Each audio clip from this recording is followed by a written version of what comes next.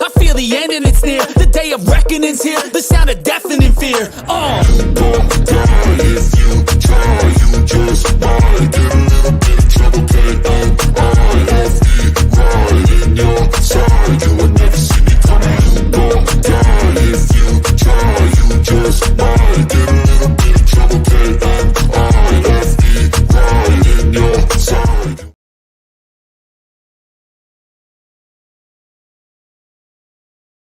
NFL Nation, how you doing, baby? It's Super Bowl Sunday. Dolph is in the house as the NFL turns its live on the air. Oh my God, it is finally here. The talking is over. It will finally get settled today on the field. Will Patrick Mahomes win his third Super Bowl in 4 seasons, or will Mr. Irrelevant, Mr. Disrespected by the pundits, by the NFL Nation, everyone saying he's a system quarterback, though every quarterback's a system quarterback. Everybody saying you can put anyone behind center in a Shanahan offense and they can have the same success as Brock Purdy. But I, for one, say, hold on, my friend, not so fast.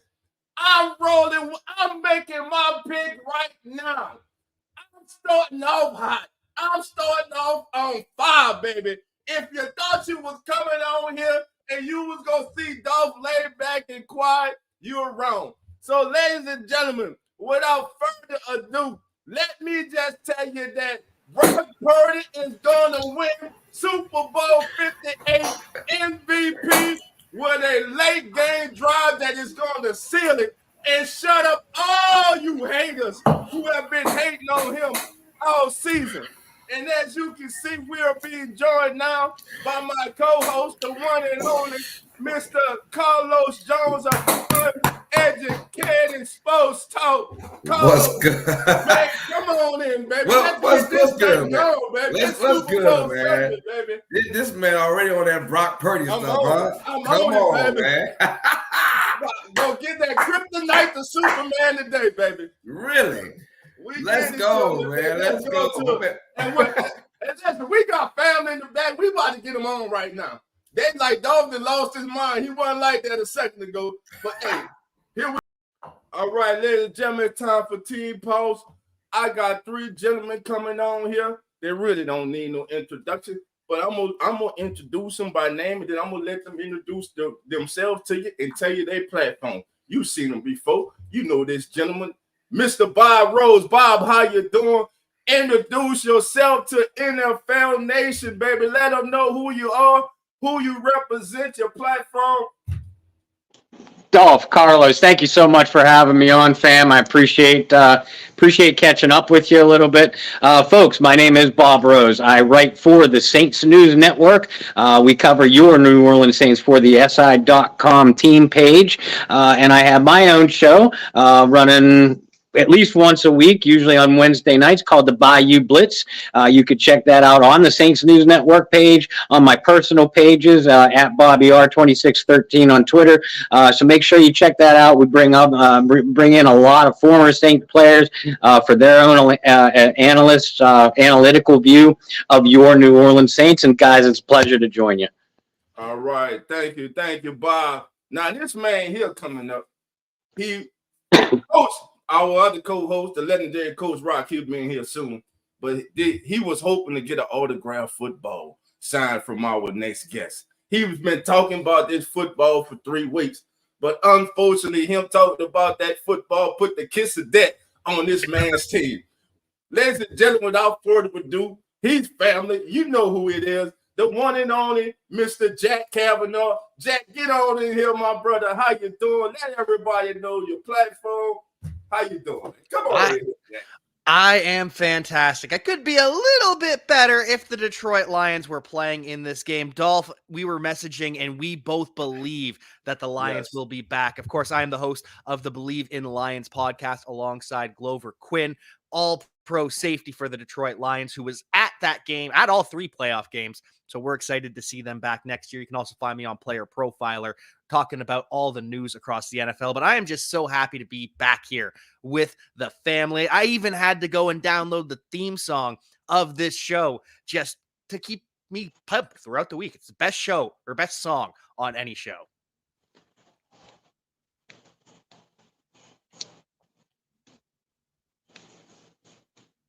Dolph, you're muted. You muted, dog. I'm muted.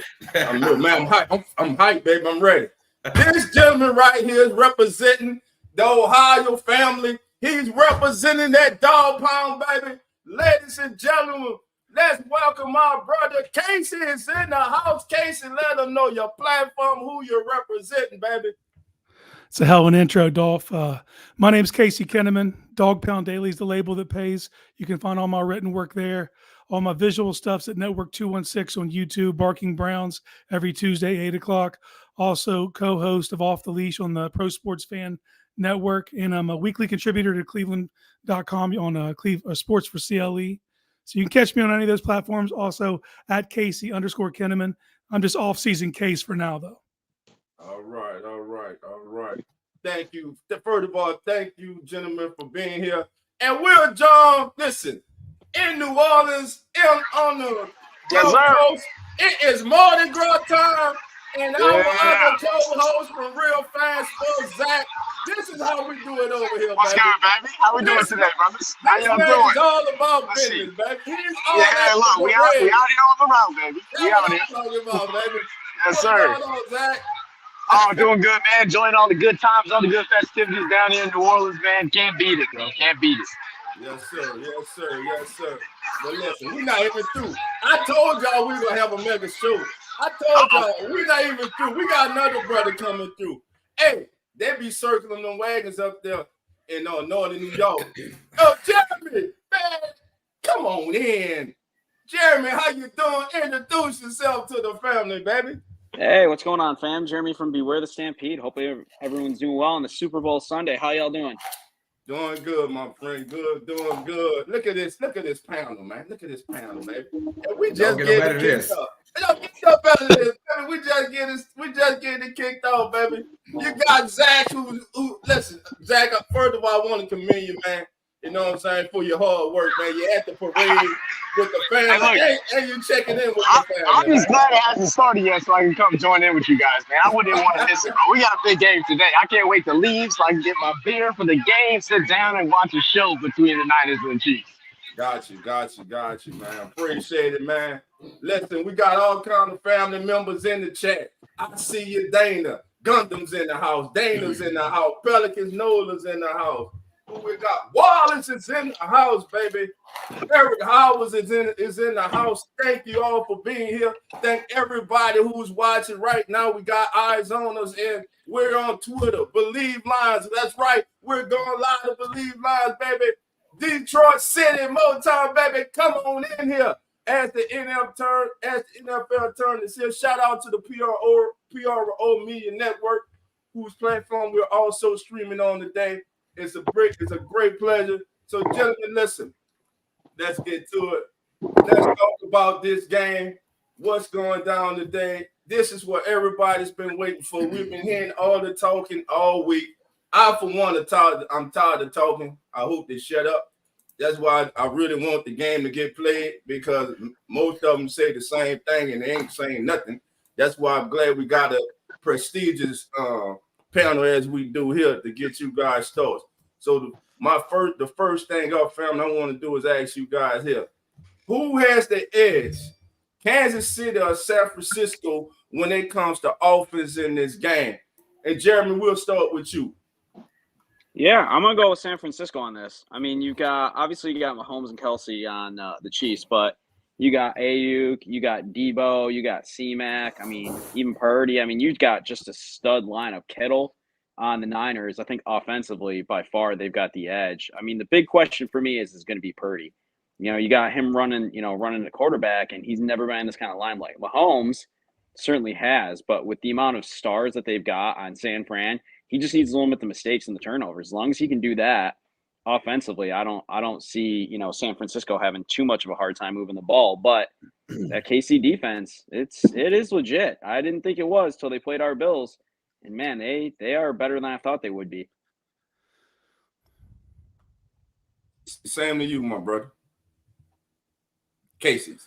I can't call it, man. Like it's weird because I can't go against Patrick. I just can't go against Mahomes, and like it scares the shit out of me because I see when you find yourself thinking along with what the masses are thinking, that's a scary place to be, because San Francisco is way more talented. Like the roster as a whole, I don't think that's arguable, but it's just Mahomes, Kelsey, Reed. I can't go against it, man. Also, I'm putting a lot of eggs in the Steve Spagnuolo basket. He seemed to be having teams schemed up lately, and you better have it, on full tilt because San Fran's loaded. But I can't go against Mahomes. Okay. All right, Jack, who you going with on this topic here, my brother? For the offense, so you have to break it down into two sections. For the skilled players, absolutely, it's the San Francisco 49ers, obviously. I mean, you can flip your coin, Kelsey versus Kittle. Kelsey believes Kittle's the best tight end in the NFL, but either way, the receivers, Ayuk, Deebo Samuel, that beats Marquez Valdes-Scantling, Sky Moore, Justin Watson, whoever they're throwing out there. It's not going to be Kadarius Toney. He's inactive.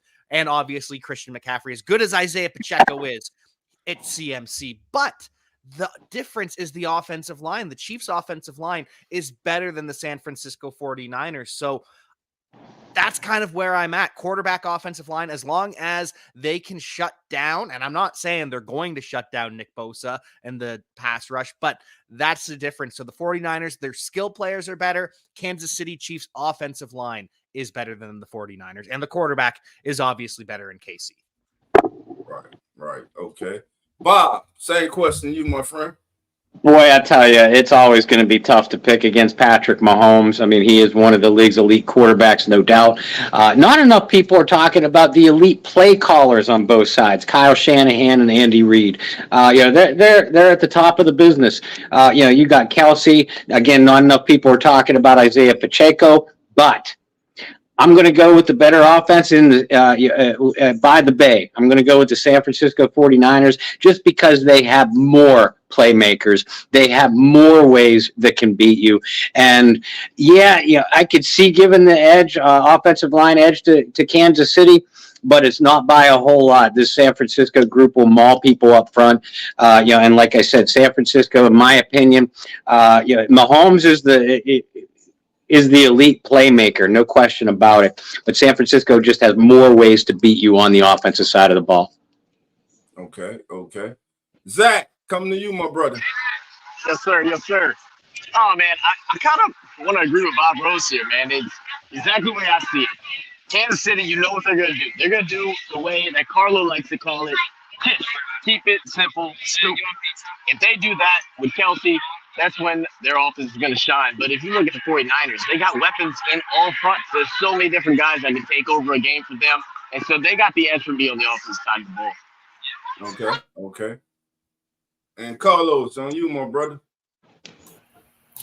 Yeah, honestly, if you want to go tit for tat, I agree with most of the panel here as the Niners are the better offense per se. But the only difference is as that quarterback, when you got arguably the greatest quarterback in the NFL, which is Pat Mahomes, he makes up the difference of the lack of offense the Chiefs lack. But as an overall talent, yes, the Niners head and shoulders, but are the better team. But we've seen in this playoffs alone in the AFC the last two games where Mahomes can really make a whole team change who they are. From the jump, you have a whole scheme. And the Niners should come with that same scheme, which is pound the ball because you have Christian McCaffrey, the best running back in the game. And the Chiefs are not good defensively when it comes down to stopping the run.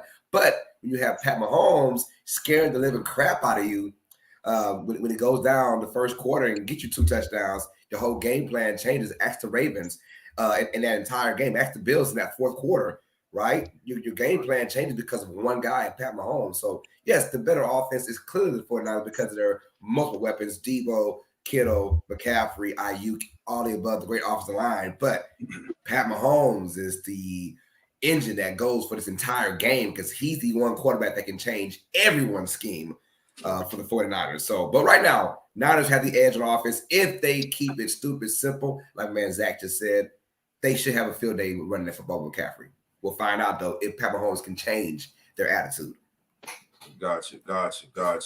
All right, family. And as you guys can see, strolling at the bottom, CJ Stroud was named the Associated Press 2023 NFL Offensive Rookie of the Year.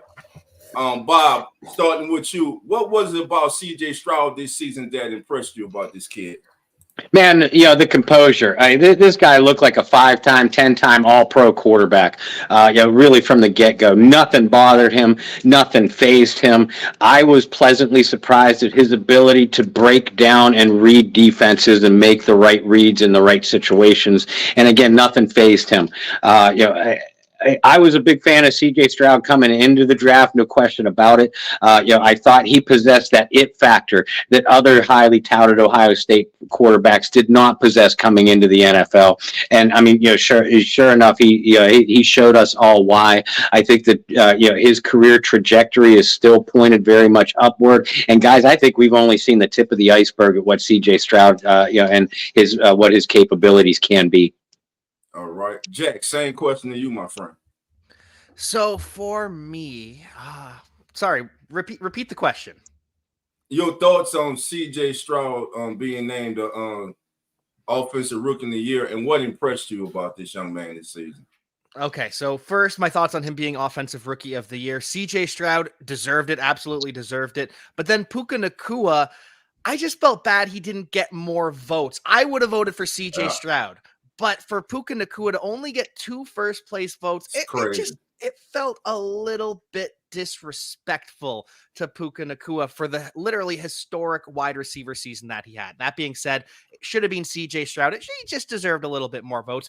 But then why I was impressed with CJ Stroud, it was just his ability to not make mistakes. We saw him have a historic start to his career with not turning the ball over, not throwing interceptions. Eventually, you're going to turn the ball over, but he didn't do it often. And we kind of forget because Nico Collins did break out, Tank Dell did break out, but going into the season, this was kind of regarded as a consensus bottom 5, bottom 10 passing game offensive unit that CJ Stroud was working with. So for him to elevate that, and I'm not saying Nico Collins doesn't deserve credit, didn't break out himself, but to go from bottom 5, bottom 10 talent in the NFL to, hey, we're here, we're a Pro Bowler now, just incredible, absolutely incredible. All right. Casey, your thoughts, my friend? They should just change the name of the award. Most Valuable Rookie Quarterback. Yeah. I'd vote for Puka, straight up. Puka had a historic season. He did something historic. We've seen quarterbacks do what CJ Stroud did. Is it impressive? Hell yeah, it is. And do I think he's on a trajectory to be a top 5 quarterback in this league? Absolutely. To speak to his game, kid's mad accurate, and he processes really quick for a rookie. Things they always hear that adage, like just waiting for the game to slow down. We're watching that in real time with CJ Stroud. The game slowed down for him, and it kept getting slower as the season went on. So I think he's on his way to being a top 5 quarterback. But that being said, I'd have voted for Puka Nacua. That was historic what he did. And it'll be the bar for a long time for rookie receivers. Okay. Jeremy, your thoughts? Yeah, I got to agree with the panel on this. Puka did not get respect for that. After the season he put up, that is just something special. But CJ Stroud, yeah, he's a quarterback. That's just the way it works, unfortunately. But if you also look at that team, he took that team to another level. We talk about Tank, we talk about Nico. But look at the running backs even. They had Singletary, who was a backup to Pierce. Pierce didn't perform. Singletary, we got rid of him in the Bills. I was never a huge fan. I'm a big Zach Moss guy myself. And he took that team to a whole nother level. Way overperformed this year as far as I was concerned from what I expected out of the Houston Texans. The other guy that I think would have had a shot had he stayed healthy, in my opinion, I know it doesn't factor into is Anthony Richardson. I think that kid is going to be a stud when he comes back. He's just got so much raw talent. And I'm sad we didn't get to see how he would have stacked up against Stroud this year as far as that, voting, because I think you could have thrown him in the mix if he had the full season. But CJ Stroud, he earned it. Puka definitely didn't get the love and respect he deserved, though. And it's a quarterback world. That's how it always is. You know, you look at the MVP, you look at the offensive player of the years, you know, it's typically going to be the quarterback because they're running the show. And it's kind of unfortunate that's the way it's measured up when you're Puka and you've got a season like that. But, you know, it's kind of the glory spot as being the QB. But Stroud, you can't fault him for winning that. I mean, he certainly earned it. So we'll see what happens next year and who's up there. All right. Zach, your thoughts, my brother. Yeah, man. It's, you know, I see all the things everybody's saying with Puka. I mean, he had a phenomenal year. You know, he set a lot of offensive rookie records at wide receiver position, but so does C.J. Stroud. He broke, I believe, 2. I know one of which was most passes thrown without an interception. I've been a big fan of him since he entered the league. I was a big fan of him at Ohio State, and I'm glad he got his shine. I mean, unfortunately, the way these awards work is you got to undeniably outplay a top quarterback to win an award, and Stroud bringing his team to the playoffs, it was just too much for Puka to overcome, unfortunately. But great performance by both those guys. Would be a great career for both of them. Gotcha. All right, so let's go. Let me get back out there. There we go. That's the one I'm looking for. All right. No. So, Carlos, your thoughts. If I ain't getting them, I apologize. Oh, you're good, brother. You're good. Hey, as far as it goes, it is a quarterback-driven league, and this is the best ever rookie quarterback we've seen stats-wise ever. So no matter how good Puka Nacua played, and he had a phenomenal year.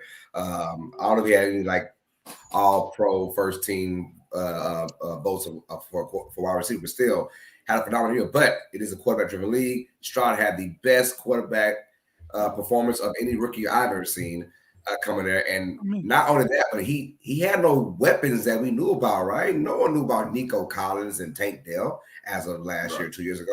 No one knew about Noah Brown. Noah Brown spent time with the Cowboys last year, and Noah Brown had about a 5-game stretch where he was on a tear. That's all thanks to Stroud. He elevated this Texans team, obviously did. And at the quarterback position, which is the marquee position for the NFL, he was not going to lose that award at all. But you're right, though. Puka did get shafted a little bit, but I would have also chose Stroud to win it all. Gotcha. All right, next question, family. Who has the edge in this game when it comes to the defensive side of the ball? This time we go start with Jack, then KC, then we'll get Jeremy and Bob, and then Zach. So for me, I actually do think it is going to be the Kansas City Chiefs. Now, the 49ers do have the more ferocious pass rush. They are more able to get after the quarterback, though it's not a complete blowout. But I'll take Nick Bosa and that defensive line slightly over the Chiefs. At linebacker, you probably give the edge also to the San Francisco 49ers, but we just saw last Super Bowl we've seen all season. Again, the Kansas City playmakers at linebacker, they can stand up, but it's the secondary. I think the difference between L'Jarius Sneed and the secondary of the Kansas City Chiefs is the difference here. Whereas the 49ers, their cornerbacks have kind of been roasted often throughout the year. We saw the Detroit Lions move the football pretty easily on them. Whereas Kansas City, throughout the playoffs, they have just been so elite. Steve Spagnuolo is just calling plays like a genius, writing a symphony. It is just completely beautiful. So I think 49ers do have the edge in two positions, linebacker and defensive line, but I think the secondary difference between the Chiefs and the 49ers is big enough that I'm going to give the Chiefs the better overall defense. I agree with the majority of Jack's points. I do. For me, it comes down to Steve Spagnuolo over Steve Wilks. You know, the way he approaches opposing offenses and is able to take things away. Matchup wise, I expect to see Sneed shadow Ayuk, and I don't think they're going to waste that on Debo because they move Debo around so much. I think they'll just isolate, take Ayuk out. Chris Jones is a man possessed. It was that way during the playoffs last year. It's that way again. So I think he's the most disruptive player, and that says something because San Fran's loaded on that front line with disruptive players. But I just think Chris Jones will be the most dominant defensive player on either side of the ball tonight. Who's next? Jeremy. I start with Jeremy. Jeremy, I started with you? I started with you, right? No. No, you started with me. I started with Jack. Sorry, Jeremy. Jack. Yeah. Help me out, man.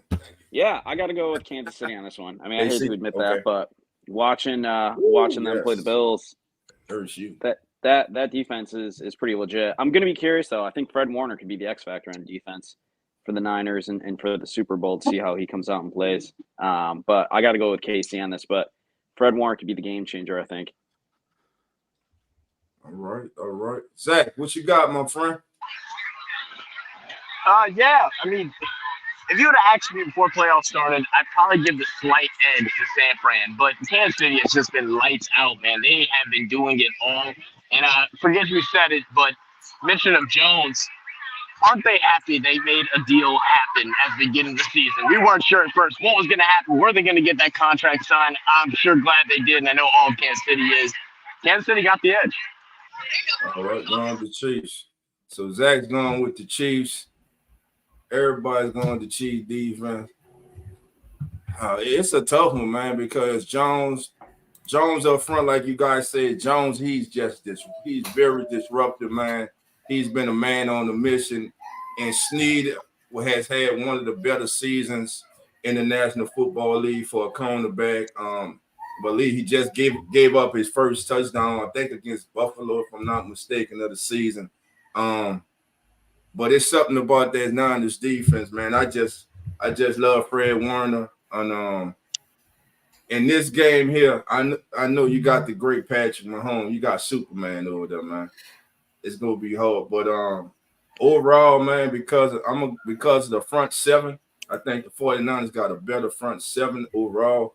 I'm gonna give an edge to the 49ers when it comes to the defense.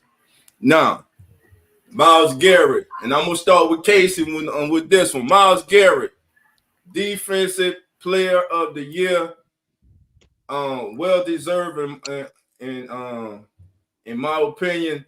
Was there anyone else besides Myles that you thought Casey could have had a case to be Defensive Player of the Year? Yeah, absolutely, man. Micah Parsons is definitely one. TJ Watt, I know Browns fans don't want to hear that. TJ Watt was highly productive. This just seems like there's been an actual shift in the way that we consume football. For years, man, no matter what, sacks were the gold standard.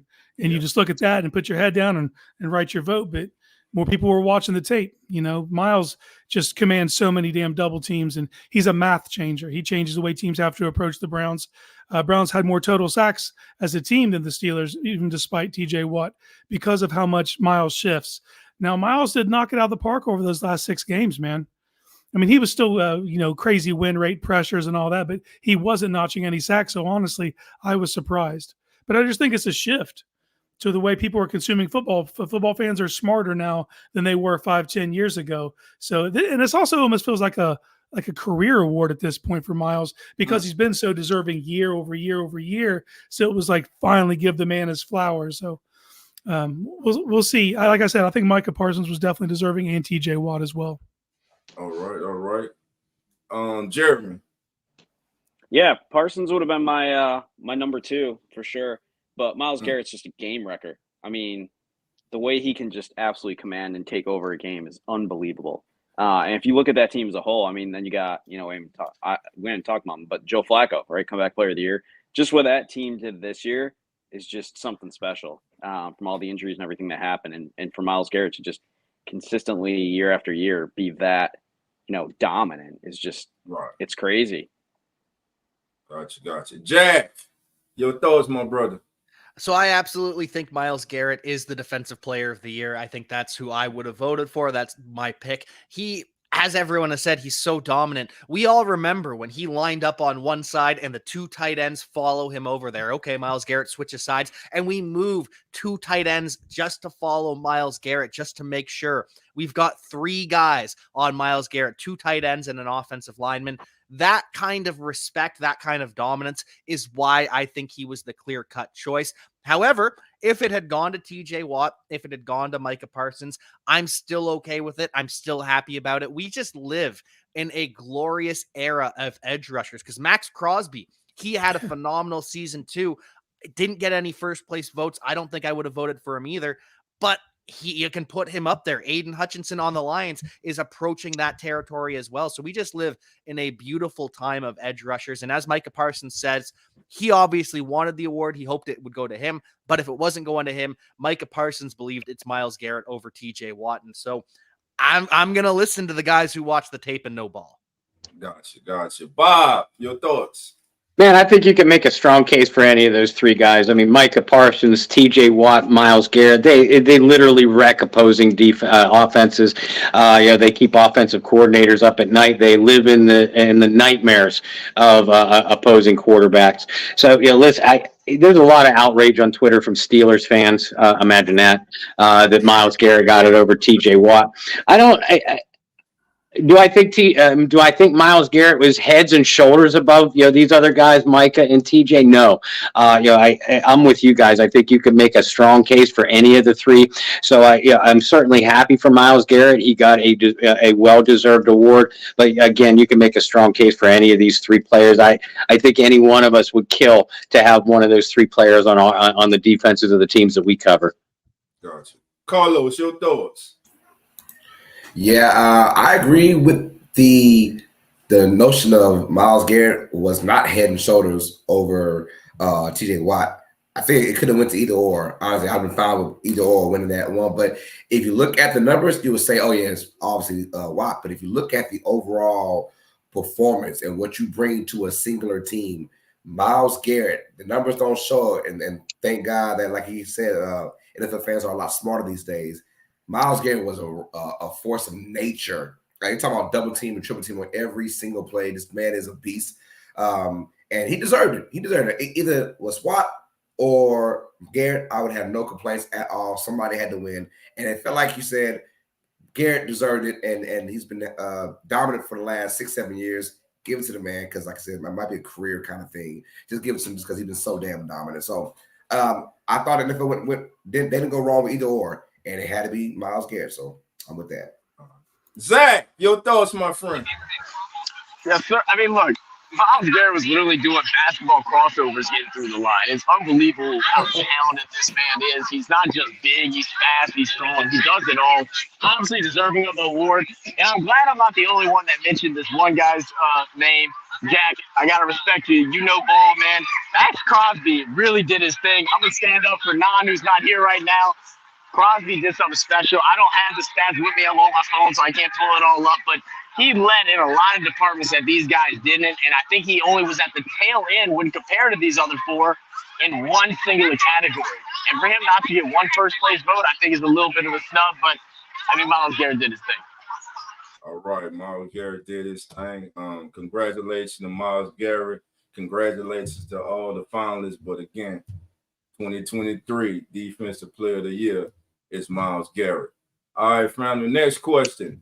In this game, a unit that is never, ever, ever discussed when a big game is being played until it's wide right. Sorry to bring it up. Wow, How many weeks? I love you, but I had to get my part across. I just like, until that happens, nobody worries about special teams. So today, which team has the advantage with their special teams in this game?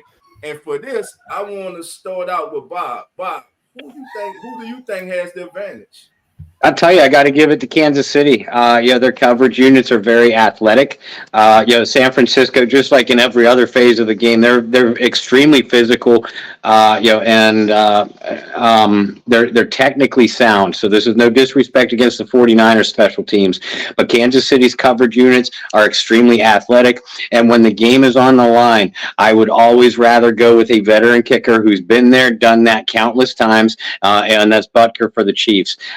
It does pain me to say it because, like I said, San Francisco special teams unit are solid, and we all know that this is a not talked about enough phase of football, but can certainly win or lose you a game, let alone or a championship, let alone a singular game. If the game's on the line and I need a field goal in the final seconds, I think I would feel a little bit more confident if I was coaching on the sidelines by going to Harrison Butker. Well, family, listen. I told you we was gonna have a great show today. I told you we were gonna have family members coming on in from all over the country, and we're not through. Ladies and gentlemen, please help me to welcome Mr. Bernie Bango. Bernie, come on in, introduce yourself to the nation. Let them all know, baby, who you represent. What's up, baby? Bernie Bango in the house. All right, yeah. No, I'm here representing the Packers, man. I'm having a good time. I woke up this morning a little early, a little bored. So I had myself an edible. I had myself my Big Cheese Sports Show. I'm having a damn good time, man. Amen to that. I'm probably going to eat more wings today than minutes watched of the game. There we go. You know, like this one just doesn't pull my heartstrings either way. You know, so I don't know how interested I'm in today.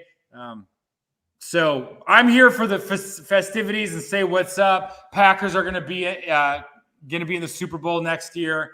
We are minutes away, I felt like, and I'm just coming to check out how you guys are doing this morning and hear what everyone else's predictions are. I'm going with Chiefs 31, Niners 27.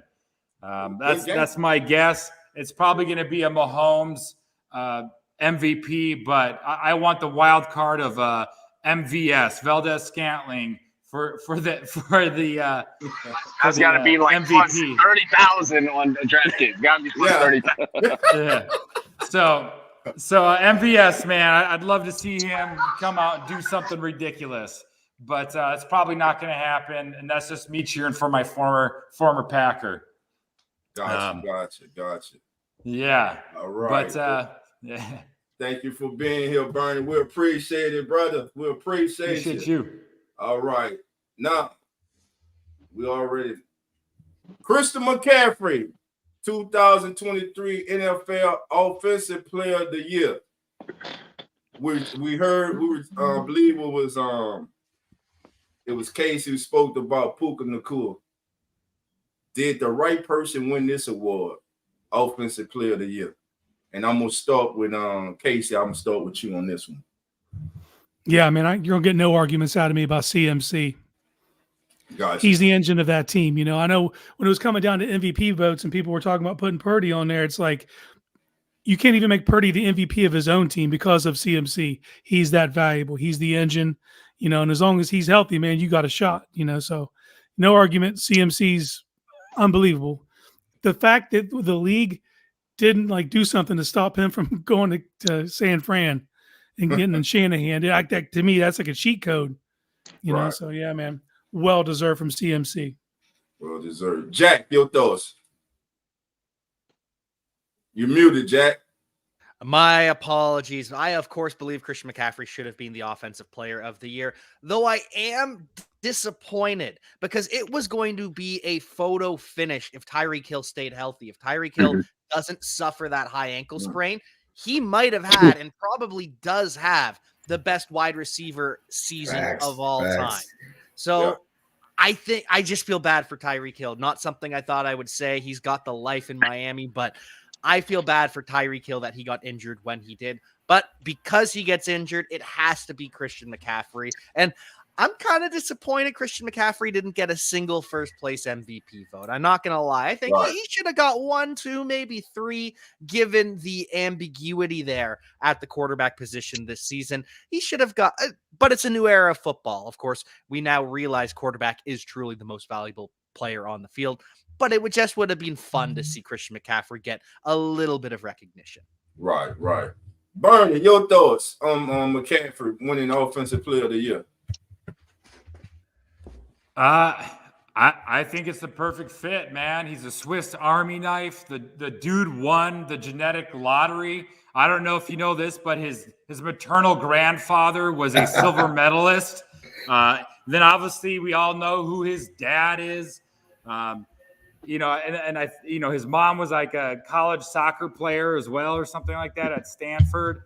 You know, the dude is a freak. And I just like, he's a humble dude too. He does it all. He does it selflessly. He does it for the team. I agree with you. It's like it's painful as a Packer to watch the Niners just constantly have these weapons, man, that just can do it all. They got it right here, in my opinion. I like the dude. I just can't cheer for the Niners. Gotcha. Jeremy, your thoughts? Yeah, I mean, Jack made a great point. You know, if you look at Hill, he stays healthy, and watching him a lot, obviously being in the same division as the Bills. I mean, I think he wins this award. Tyreek Hill stays healthy, he wins the award. I don't see a way around that, because he would have put up a season like nobody else. But C-Mac, 100% the right call there. I mean, the guy earned it. The guy stayed healthy. I mean, he honestly should have broken the touchdown streak. I know at the end of that Jacksonville game, they kept trying to get him the ball any which way to get him in the end zone. But he's just so incredibly dominant this year, and he absolutely changes the game when he's healthy. And that's been the biggest knock of his career, I think, is just the ability to stay healthy and stay on the field. And this year he's been managed to do it. And this is what you get. It's pretty wild. It's something special to see for sure. Right. Zach, your thoughts? Yeah, man. I think McCaffrey was just through and through the best offensive player. I agree clearly that he should have got an MVP vote, but of course we got one for Josh Allen, which didn't quite make sense, especially with how many interceptions he had this year. No offense, Stampede. I know you're in here somewhere. But I'm definitely gonna ride for CFC with this, and also I am gonna go ahead and head out because my phone battery's on 5%. So appreciate y'all having me on, and I'll catch y'all next time, guys. Enjoy the game. All right, Zach. Take it easy. Have fun out there. Later.